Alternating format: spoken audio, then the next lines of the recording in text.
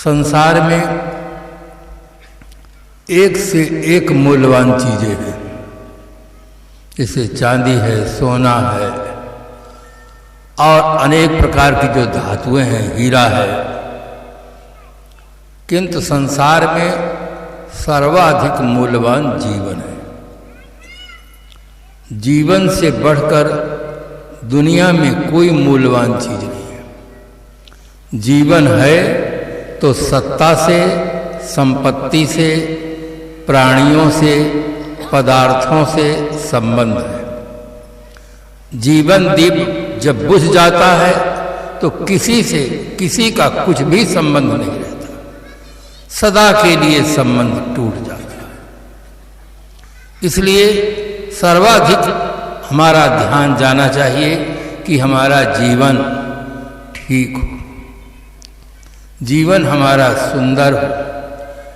आज आदमी चीज़ों को बहुत सुंदर बनाया, जो समाज के लिए बहुत उपयोगी है, किंतु उस अनुपात में जीवन की ओर उनका ध्यान नहीं गया।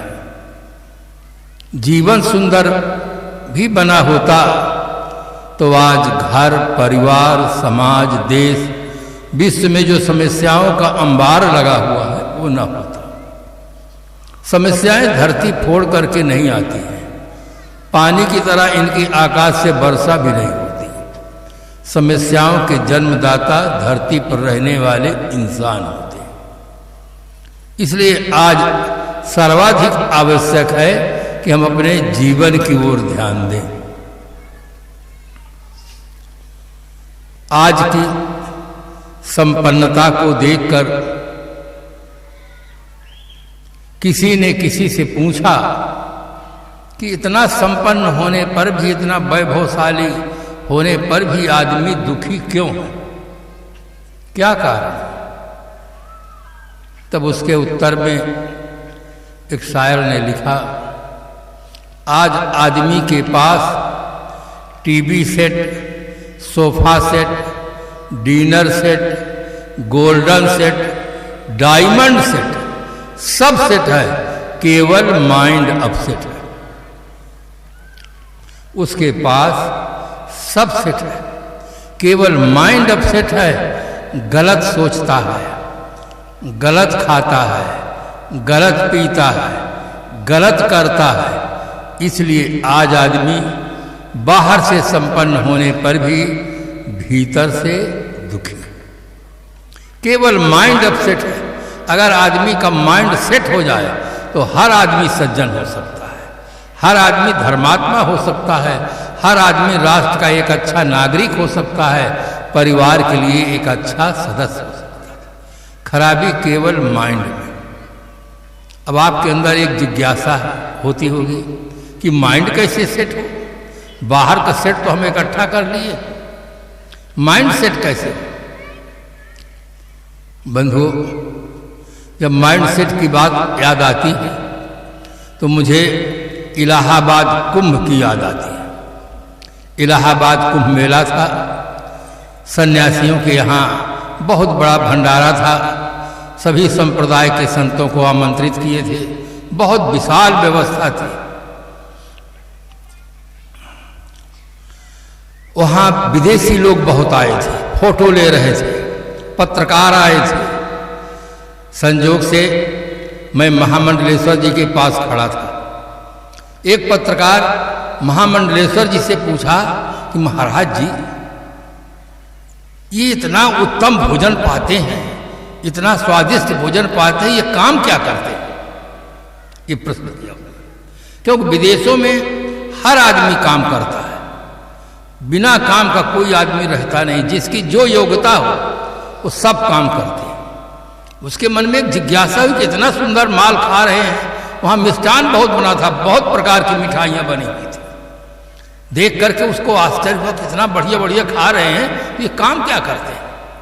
मंडलेश्वर जी हंसमुख थे, विनोदी थे और एक वास्तविकता भी थी। मंडलेश्वर जी ने कहा, ये केवल बात बनाते हैं। ये क्या काम करते हैं? बात बनाते हैं। किसी फैक्ट्री में लोहा बनता है, किसी फैक्ट्री में कपड़ा बनता है, किसी फैक्ट्री में कुछ बनता है, ये केवल बात बनाते हैं। और जिस समय ये बात बनाते हैं उस समय आप बैठकर ध्यान से सुने तो आप जो सुल्फा पी रहे हैं, गांजा पी रहे हैं, वो गांजा ज़्यादा पीते हैं। तो कहा ये सब छूट जाएगा, जीवन के सारे विकार छूट जाएंगे और आपके जो जेब में जो है वो भी आप दे करके जाएंगे। उनकी बातों को ठीक से सुने भर ये बात बनाते हैं। बात से बंधुओं माइंड सेट होता है। आप कहें अब कोई उदाहरण देकर हमें बताएं, बात से कैसे माइंड सेट हो जाता है? तो हमारे देवियां भी बैठी हैं, इधर देवता भी बैठे हैं। एक सज्जन थे, बहुत सीधे थे, अब बहुत तेज दिमाग वाली देवी उनको मिल गई। किसी बात में थोड़ा सा उनको अनुकूल नहीं लगा देवी जी को, देवी जी एकदम आपे से बाहर हो गए। पति को खरा खोट सुनाने लगे कि हमारे माता पिता ऐसे बुद्धू के साथ जीवन दे दिए हैं जिसके कोई ठिकाना ही नहीं है। तमाम अपशब्दों का झड़ी लगा दिया। वो चुप रहा, बोला ही नहीं, क्यों? बहुत सीधा आदमी था वो। अगर एक बोलता तो और पता नहीं क्या क्या होता। साहब ने कहा आवत गाली एक है, उल्टत होय अनेक, कहीं कबीर ना उल्टिए वही एक की। बोलते बोलते वो थक गए क्योंकि कुछ उत्तर नहीं दे रहा।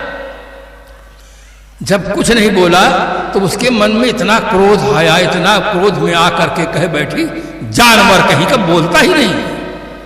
गुस्से में आकर कह दिया जानवर कहीं का बोलता ही नहीं। तब भी नहीं बोला, अपने कमरे में चला गया, लेट गया। जब पत्नी का क्रोध शांत हुआ तो उसके मन में पश्चाताप की अग्नि लग गई कि जिस पति पाने की खुशी में मैंने माँ को छोड़ दिया, जिसने जन्म दिया, पाला पोसा, परिवार छोड़ दिया, भाई छोड़ दिया, सखे सहेलियों का प्यार छोड़ दिया कि मुझे पति मिल रहा है, आज मैं गुस्से में क्या कह दिया कि जानवर कहीं का। जिस पति के नाते हाथ में चूड़ी खनखनाती है, पैर में पायल बजती है, माथे में सिंदूर सुशोभित देता है, अगर पति न रह जाए तो ये सब हट जाएगा। उसके मन में पश्चाताप की अग्नि लगी कि मैं क्या कह दिया अपने पति को। गुस्से में आकर के रोती सुसुकती हुई पति के पास चली जाती है, मुझे क्षमा कर दो, मुझे क्षमा कर दो, मुझे क्षमा कर दो। पति ने कहा पहले तुम अपनी गलती तो बताओ। कहे आपको ये भी पता नहीं है? उसने कहा मुझे तो कुछ पता नहीं, तुमने क्या गलती की, तुम अपनी गलती तो बताओ तब मैं क्षमा करूं। कहा मैं गुस्से में आ गई, गुस्से में आकर के मैंने कह दिया तुम जानवर कहीं का, मुझे क्षमा कर दो, क्षमा कर दो, क्षमा कर दो। पति ने कहा तुम तो बिल्कुल ठीक कही हो। कहा क्या ठीक कही? आपको मैं ऐसे अपशब्द का प्रयोग किया, मैं गुस्से में कही हूं, मुझे क्षमा कर दो, मुझे क्षमा कर दो, मुझे क्षमा कर दो। पति ने कहा तुमने तो बिल्कुल ठीक कहा। कहा क्या ठीक कहा? कहा तुम मेरी जान हो, मैं तुम्हारा वर हूं, दोनों को मिलाकर आपने कह दिया जानवर। ये तो बिल्कुल ठीक ही कहा। दोनों हंस दिए, बस दिमाग फिट हो गया, सब समस्या का समाधान हो गया। जितनी समस्याएं होती हैं माइंड अपसेट से होती है। अगर माइंड सेट हो जाए तो आदमी कभी नशा कर ही नहीं सकता, कभी भ्रष्टाचार, बलात्कार, आतंकवाद कर ही नहीं सकता। कुल खराबी के मूल में माइंड है। और संत सम्राट श्री कबीर साहब ने इसका बहुत सुंदर उदाहरण देकर बीजक में समाधान दिया कि जो रहे करवा सो निकले टूटी। जो करवा में होता है वही टूटी से निकलता है। मैं यह नेपाल में जब काठमांडू में था इस उदाहरण को दिया तो चलते समय वहाँ के जो साहब जी थे उन्होंने मुझे करवा भेंट भी दिया। श्री आज्ञा साहब, सदगुरु श्री आज्ञा साहब जी ने करवा भेंट का, साहब इसको करवा कहते हैं। करवा एक टोटी वाला लोटा होता है। अगर आप उसमें पानी भरते हैं तो टोटी से पानी निकलता है। अगर उसमें दूध भर देंगे तो टोटी से दूध निकलेगा। अगर करवा में घी भर देंगे तो टोटी से घी निकलेगा। तात्पर्य यह है कि जो करवा में होता है वही टोटी से निकलता है, दूसरा नहीं निकल सकता। करवा क्या है? आदमी का दिमाग एक करवा है और इंद्रियां टूटी है। आदमी के दिमाग में जैसे विचार होते हैं इंद्रियों के माध्यम से वैसे ही कर्म होते हैं। अगर हम अपने कर्म को बदलना चाहते हैं तो सबसे पहले अपने विचारों को बदलते हैं। विचार बदल जाएंगे, कर्म अपने आप बदल जाएंगे। जो शराबी शराब पीता है अगर उसकी विचारधारा बदल जाए तो सदा के लिए शराब छूट जाता है। जो कहता है इसके बिना नहीं चलेगा, इसके बिना मैं नहीं रह सकता हूँ, इसके बिना मैं जिंदा नहीं रह सकता हूँ, अगर भीतर की विचारधारा उसकी बदल जाए तो सदा के लिए वो शराब पीना छोड़ देता है।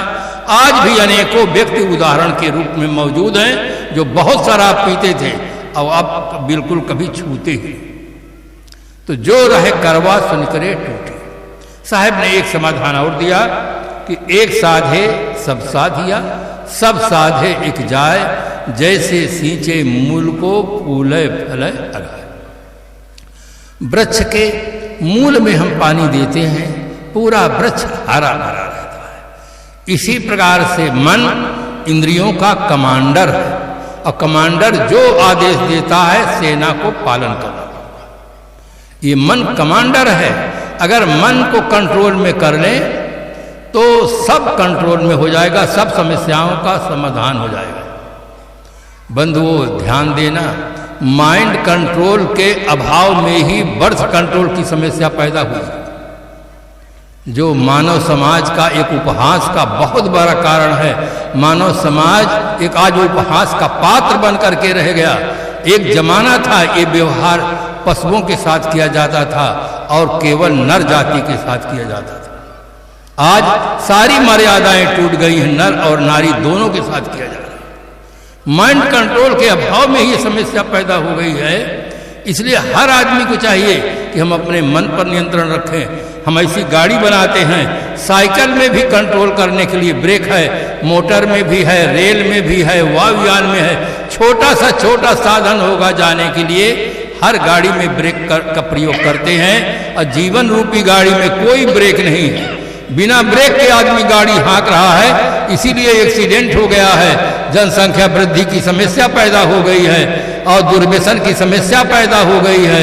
तमाम भ्रष्टाचार की समस्याएं पैदा हो गई हैं। जो समस्याएं दिखती हैं ये माइंड कंट्रोल के अभाव में ही दिखती हैं। हर आदमी को चाहिए कि हम माइंड कंट्रोल करें, पर कंट्रोल कैसे करें?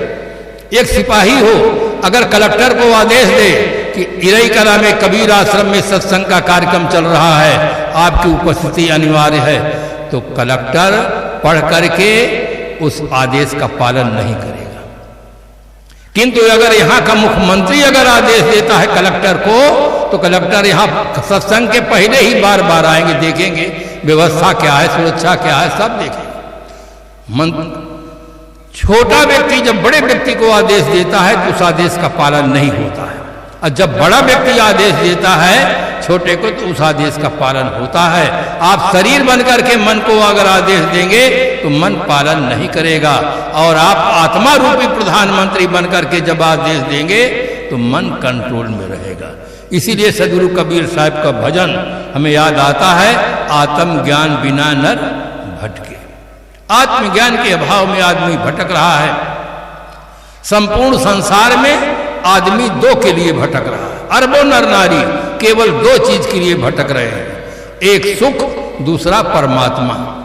सुख को लोगों ने बाहर माना कि सुख कहीं बाहर है, किसी प्राणी में है, पदार्थ में है, परिस्थिति में है, और परमात्मा कहीं किसी लोक विशेष में है, इसलिए लोग भटक रहे हैं। अगर आदमी को यह बोध हो जाए सुख का केंद्र शरीर नहीं, सुख का केंद्र बिंदु आत्मा है। आत्मा के न रह जाने पर शरीर चाहे जितना सुंदर हो, लोग इसे आग लगाकर फूंक देते हैं, जमीन में दफना देते हैं, पानी में छोड़ देते हैं, शरीर का अस्तित्व ही समाप्त हो जाता है। बंधुओं, सुख का केंद्र बिंदु शरीर नहीं है, शरीर में रहने वाला आत्मा है। जब आत्मा नहीं रह जाता तो सभी लोग कहते ये मिट्टी रह गई, दाह संस्कार करो, जिससे नाता था वो तो चला गया। बंधुओं, अंतिम में याद आता है, और संत इतने कृपालु होते हैं, गुरुजन इतने कृपालु होते हैं, जीवन में पहले बता देते हैं कि राम नाम सत्य है। इसलिए यहाँ के नागरिकों का बहुत बड़ा सौभाग्य है कि यहाँ पर आश्रम है, विवेकी पारखी संत रहते हैं जो समाज को एक सही दिशा देने में सक्षम है। इसलिए मैं यहाँ के नागरिकों को, दूर से आए हुए भक्त सज्जनों को, सती साध्वी देवियों को, साधु समाज की ओर से बहुत बहुत धन्यवाद देता हूँ। शुभकामनाएं करता हूँ कि आप इसी प्रकार से आकर के आने वाले जो बालक हैं, बालिकाएं हैं, होनहार हैं, इन सबको एक नई दिशा मिलती रहे, एक सबको जीवन जीने की कला आती रहे। आज की स्थिति को देखते हुए ये साफ साफ कहा जा सकता है कि सीने में सीने को जो सीना नहीं जानता, सीने में सीने को जो सीना नहीं जानता, गर सांच पूछे मुझसे तो जीना नहीं जानता। आज आदमी को सबसे पहले जीने की कला सीखना चाहिए। संगीत की कला सीखने के लिए संगीत के कलाकारों के पास जाना होता है और जीने की कला सीखने के लिए जीवन के कलाकार विवेकी संत होते हैं, उनके सानिध्य में जाएं, जीने की कला सीखें, जिससे आपका लोक और परलोक दोनों सुंदर बने। इन्हीं शुभकामनाओं के साथ अपनी वाणी को विराम देते हैं।